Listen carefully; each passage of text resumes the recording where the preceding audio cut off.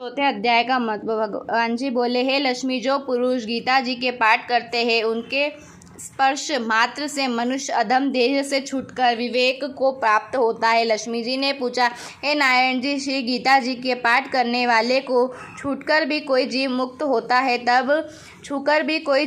होता है तब श्री रघुनाथ जी ने कहा, हे लक्ष्मी, तुमको मुक्त हुए की एक पुरातन कथा सुनाता हूँ। भागीरथ गंगा जी के तट पर एक काशीपुरी नामक नगर है। वहाँ एक वैष्णव रहता था। वह नित्य गंगा स्नान कर श्री गीता जी के चौथे अध्याय का पाठ करता था। एक दिन वह साधु वहाँ बैठ गया और बैठते ही उसको निंदा आ गई। एक बेरी से उसके पाँव लगे और दूसरी के साथ सिर लग गया। वह दोनों बेरियां आपस में कोप कर पृथ्वी पर गिर पड़ी। पत्ते उसके सूख गए। परमेश्वर की इच्छा से वह दोनों बेरियां ब्राह्मण के घर 2 कन्या हुई। हे लक्ष्मी, बड़े उग्र पुण्य कर मनुष्य देह मिलती है। फिर ब्राह्मण के घर जन्म लेकर उन दोनों कन्याओं ने तपस्या करना आरंभ कर दिया। जब वह दोनों बड़ी हुई तब उनके माता पिता ने कहा, हे पुत्रियों, अब हम तुम्हारा विवाह करते हैं। तब उन दोनों ने माता पिता से कहा, हम विवाह नहीं करेंगे। उनको पिछले जन्म की खबर थी। यह जाति में सुंदर जन्मी थी। उन्होंने कहा, हमारी एक ही अभिलाषा है, वह साधु हमें पुण्य दर्शन दे तो बड़ा अच्छा है।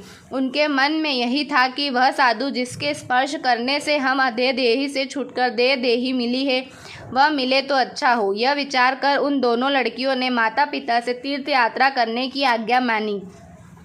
तब माता पिता ने उन्हें तीर्थ यात्रा की आज्ञा दी और कहा, तुमको परमेश्वर की आज्ञा है।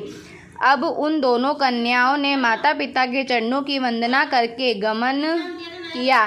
तीर्थ यात्रा करती करती बनारस में पहुंची तो वहां जाकर देखा कि वही तपस्वी बेटे हैं जिसकी कृपा से वे बेरी की देह से छूटी है। तब उन दोनों कन्याओं ने चरण वंदना करके विनय किया, है संत जी, धन्य हो, आपने हमको कर्तान्य किया है। तब उस साधु ने कहा, तुम कौन हो? मैं तुमको नहीं पहचानता। कन्या ने कहा, हम आपको पहचानती है। हम पिछले जन्म में बेरी की योनि में थी।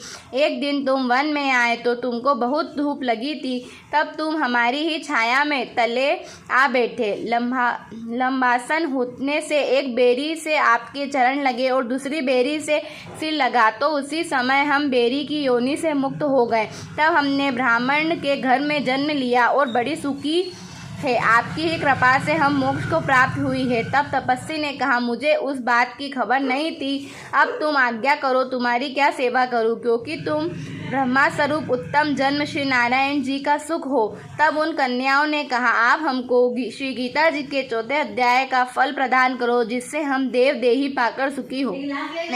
तब उस तपस्वी ने उन्हीं श्री गीता जी के चौथे अध्याय का पाठ का फल दिया। फल देते ही उनसे कहा, तुम आवागमन से छूट जाओ। इतना कहते ही आकाश से विमान आया। तब उन दोनों ने देही पाकर बैकुंठ को गमन किया। फिर तपस्वी ने कहा, मैं नहीं जानता था कि श्री गीता जी के चौथे अध्याय का महत्व ऐसा पति तो धारक है। तब तो वह नित्य प्रति मन वचन कर्म से ही श्री गीता जी के चौथे अध्याय का पाठ करने लगा।